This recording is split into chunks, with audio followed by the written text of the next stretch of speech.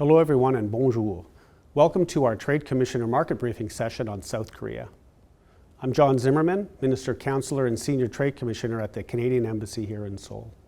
Today, we will introduce the Korean creative industry sector, specifically the Korean film industry. Let's start, however, with a few facts about Korea. Korea is located in Northeast Asia and is virtually an island since its borders are with North Korea and the sea. Its closest neighbors are China, its largest commercial partner, and Japan, with which it shares a strong economic connection. Korea's landmass is about 1% of Canada's. It's about the same size as New Brunswick. However, Korea's population is over 52 million, with over a third of people living in the greater Seoul area. About 70 years ago, by the end of the Korean War, the country was in ashes. With a GDP per capita of less than $100, it was the poorest country in the world. Following the devastation of the Korean War, however, Korea began a process of export-led economic development, transforming from the poorest country to a developed country. Today, after what is called the Korean economic miracle, its economy is the 10th to 13th largest in the world and the 4th largest in Asia. Indeed, it is one of only 7 countries in the world belonging to the 30-50 club, countries that have a population of over 50 million people and a per capita GDP of at least $30,000. With companies that you know well, such as LG, Samsung, Hyundai, POSCO, Kia, and SK, Korea is a leader in high-end electronic goods, automobiles, batteries, semiconductors, 5G internet, shipbuilding, nuclear technology, and steel making. However, it has recently developed incredible strength in the creative industry sector. Who hasn't heard of its K-culture, K-pop, and K-film industry? In June 2018, Canada announced the new Creative Export Strategy developed by the Department of Canadian Heritage in partnership with Global Affairs Canada. The Creative Export Strategy aligns with the government's Creative Canada vision aimed at helping Canada's creative industries and artists reach domestic and international audiences. The Government of Canada provides support to creative industry exporters through the Creative Export Strategy. The Trade Commissioner's Service is also here on the ground to help you with market preparation, such as today's webinar, but also with personalized business advice and matchmaking services. If you have any questions on the Korean market, the Trade Commissioner's Service in Seoul is pleased to provide our assistance. Please don't hesitate to call on us. Thank you. Merci. 감사합니다.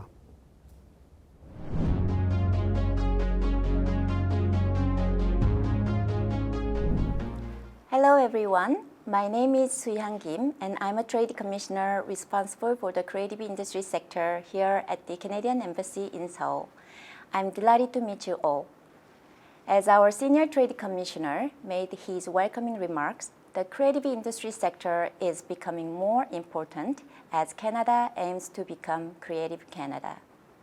Among the various subsectors within the creative industry, we aim to provide insights into the Korean market within the film and relevant content industry. Today, we have a special guest, Professor Kwon Man-woo, Vice President of Kyongsung University and Chief Commissioner of Busan Content Market. Professor Kwon, would you please introduce yourself? Hi, I'm a professor in the Department of Media Content at Kyongsung University, Busan. Before joining the school, I worked as a journalist for Joseon Daily, the largest newspaper in Korea. My background is in media content like drama, film, game, and convergence content. I'm also working with Busan Metropolitan City as a Chief Commissioner of Busan Content Market to develop the creative industry in Korea. It's an honor to be invited here. Thank you, Professor Kwon. In my understanding, the film, media, and content industry must be one of the hardest hit sectors during the COVID-19 pandemic. Therefore, the industry had to adapt drastic changes on multiple fronts. I'd like to learn from you about where the Korean film, media, and other relevant content industry stands and how these industries are adapting to changing trends. I would like to begin with some of the achievements that Korean content has made in the global market over the past few years. First, in the film area, Korean films such as Parasite and Minari received multiple awards at major film festivals. As you know, the Parasite, directed by Bong Joon-ho, won the Grand Prix at Oscar and Cannes. These recent awards did not come about overnight. There have been many senior filmmakers such as Im Gon-taek, Kim Ki-deok, Park Chan-wook, and Hong Sang-soo, who have won awards at world film festivals such as Venice, Berlin, and Cannes over the past 20 years. What is important is that the Busan International Film Festival provided the seeds for these achievements. The secret to the Busan International Film Festival's ability to achieve such global success within its 28th anniversary is that it pursued a regional-based globalization. Film festival plays a very important function in the film industry. Film festivals are not just giving awards. They motivate producers and investors. It also helps to build an ecosystem where markets, investments, and creators gather around the film festival. Furthermore, films become an important medium for collaborating with other media genres, such as drama, game, and music. And in the field of broadcasting, Korean OTT series have achieved global success.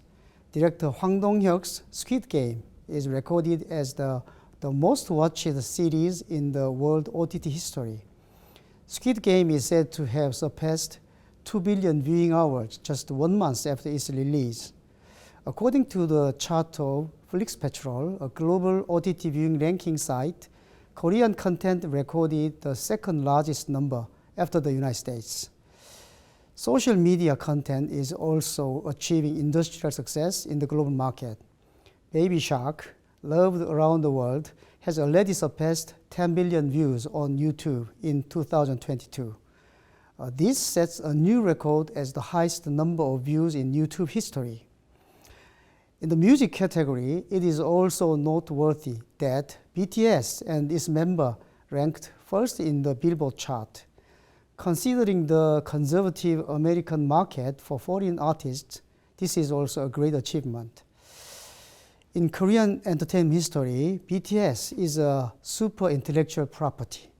According to the International Association of the Recording Industry, BTS is the singer with the highest sales in the global music market. The Hyundai Research Institute analyzes that the economic benefits they bring to Korea every year amount to $5 billion. In addition to these, next generation K-pop groups continue to emerge in the same way as Korean girl groups like Blackpink and New Jeans. Indeed, considering the highlight you just mentioned, the Korean content market has experienced substantial growth recently. Would you please share us what specific factors contributed to this wonderful upward trajectory?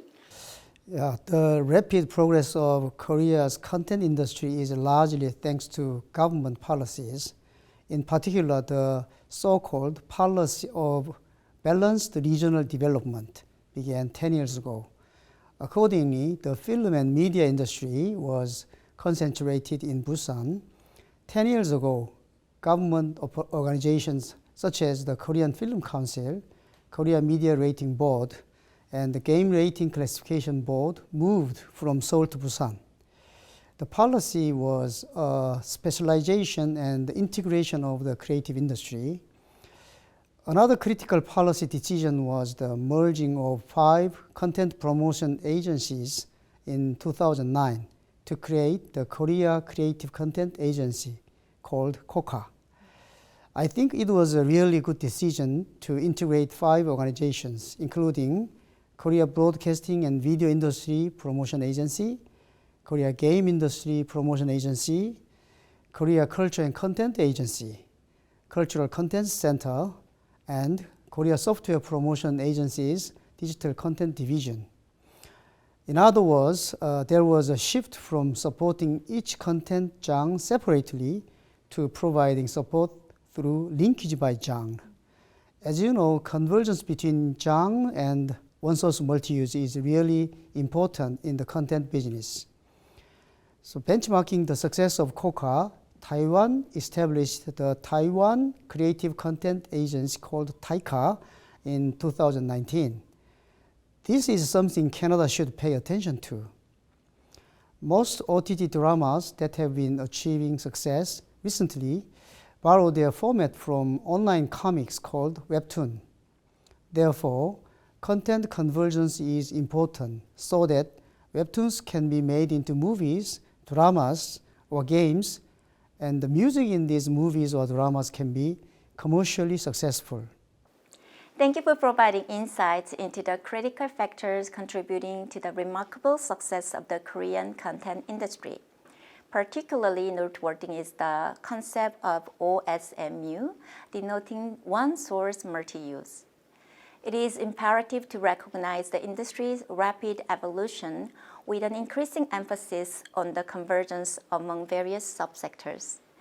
Before we talk about the film industry in detail, it would be helpful for our viewers to understand an overview of the Korean content industry. Could you please share some insights? Sure. Analyzing the content industry comprehensively reveals that the proportion of film constitutes a smaller share in sales or added value compared to other content sectors. Broadcast media content, particularly dramas, leads in sales amount, with the broadcasting market estimated to be approximately 7 times larger than the film market.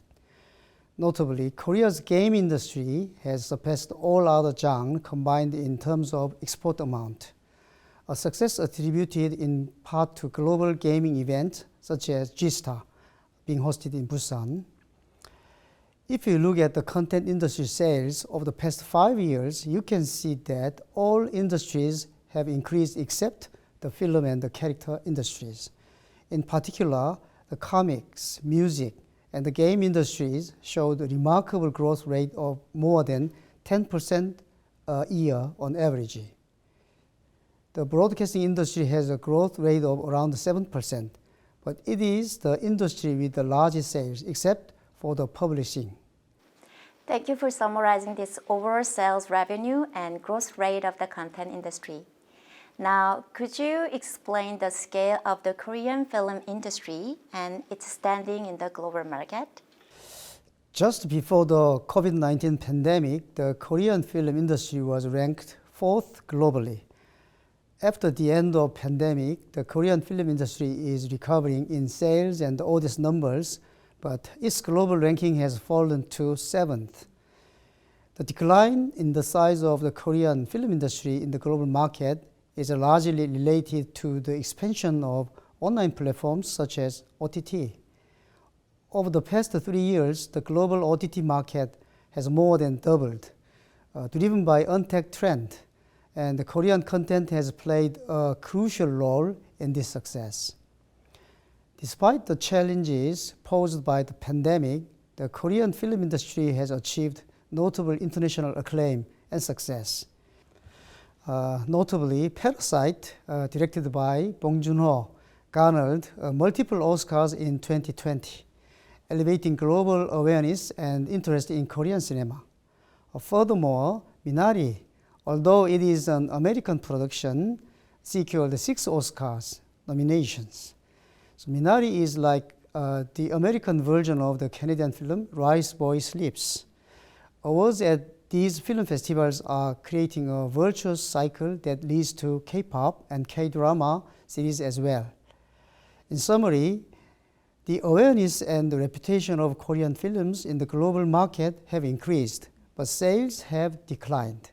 Instead, these sales have been converted to OTT and the music sector, significantly increasing its influence in the global market. And the most important fact is that the pandemic changed people's content consumption patterns. OTT and social media platforms have brought significant opportunities to Korean content in the global market. For this reason, the Korean film industry is now at a stage where it is considering various growth models rather than dreaming of returning to pre-COVID levels. It is interesting to note that the pandemic has presented both challenges and opportunities at the same time. Could you please provide further elaboration on the new phenomena you mentioned? A representative phenomenon is collaboration with other genres. It is now common for film directors to produce TV series. There are a lot of movies and dramas based on webtoons, a Korean word meaning webcomics. The collaboration between webtoon writers and film directors is experiencing a rapid increase, exemplifying a noteworthy trend. The number of cases of joint dramas or films between countries has also increased. A representative example is Pachinko, which aired on Apple TV. American producers filmed it in Canada using a Korean story and actors. There is also Black Swan, a K-pop girl group comprised of girls from the United States, Belgium, Brazil, and India. Even though there is not a single Korean, we call this K-pop. This phenomenon is expanding to the movie and drama market. The active use of online platform is also a significant factor in the growth of the global Korean wave. Thank you, Professor Kwon. From your remarks, it seems that the film industry is at a crossroads of great change right now. But if I were a film director or a producer, traditional filmmaking is an area I can't give up. At the same time, we must prepare for the changes brought about by the rise of OTT and other genres. What advice would you give to a Canadian filmmaker who might be watching this video right now?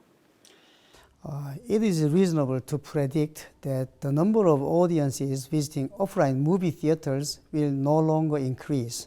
Therefore, collaboration with online platforms such as OTT is essential. Additionally, OTT drama production companies are currently attempting to collaborate with other countries from various angles to reduce production costs. In this respect, international events such as Korea's Busan Film Festival can be a good opportunity. In particular, the Busan Film Festival can serve as a gateway for Canada to enter the Asian market. Consider the Asian market, which has a population of 4.5 billion people. These Asian countries have a lot of cultural similarities with Korea. Arab countries also love Korean dramas because of cultural homogeneity. Korea can become a bridge between the West and Asia through movies and dramas. Thank you very much for your excellent advice. Now, I would like to request practical information. Could you please introduce some key film festivals that take place in Korea? Korea can be said to be a country of film festivals. More than 220 film festivals are held across the country every year. Among these, I will only introduce widely known international film festivals. First of all, the most representative one is Busan International Film Festival. 28 years ago, it started as a film festival, but now it is holding various events such as markets, forums, and pitching. Secondly, the Jeonju International Film Festival is hosted in Jeonju City and is renowned for its emphasis on independent and experimental films.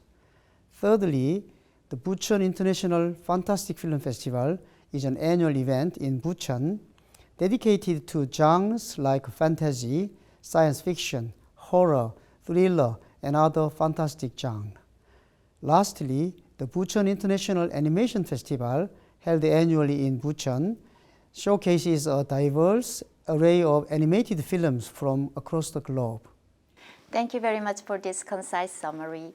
Lastly, could you please provide an introduction to the Busan content market where you play a critical role as Chief Commissioner? The Busan content market is a business-to-business market created by the city of Busan to translate the success of the Busan Film Festival into industrial results. It is an international event where approximately 1,500 content sellers and buyers from over 50 countries gather in Busan every year. In simple terms, if you want to buy Korean dramas and content, you can participate in the Busan content market. The event also includes international conferences, investment consultations for content startups, and business matching. Additionally, workshops and academies for professionals such as broadcast producers are conducted. Thank you, Professor Guan, for your insightful and comprehensive briefing today. Your expertise and valuable insights have provided us with a deeper understanding of the current landscape and future prospects in the film industry and overall content industry. We truly appreciate the time and effort you dedicated to sharing your knowledge. Yeah, it was my great pleasure. Thanks for having me. I hope that today's market briefing presentation and the conversation we had with Professor Guan were valuable in providing you with the Korean film and content industry landscape and market prospects. Just in case you're not familiar with the Trade Commissioner Service, we have the mandate to promote Canadian economic interest in the global marketplace. Therefore, our focus is setting up business-to-business connections, providing insights about the market, and uncovering new business opportunity for Canadian companies. You can get more detailed information on our TCES website at tradecommissioner.gc.ca. Thank you very much for your attention. Thank you. Maxi, 감사합니다.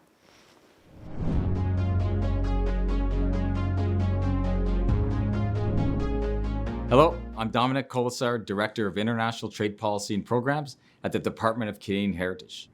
Bonjour, je suis Dominique Colasar, Directeur des politiques et programmes du commerce international au ministère du Patrimoine canadien. Hope you've enjoyed this webinar so far, which we're happy to deliver to you in close collaboration and partnership with Global Affairs Canada's Trade Commissioner Service in Seoul, South Korea. By now, you've heard about business development opportunities that are worth exploring in South Korean creative industries market. I'd like to briefly outline how the Government of Canada can help you seize these opportunities under Canada's Creative Export Strategy. The strategy, first created in 2018, is now in its second edition. It offers programs and services to help Canadian creative industries maximize their export potential and competitive position on the international stage. Under the strategy, the Department of Canadian Heritage organizes and leads large, multi-sectoral trade missions to target markets across the world.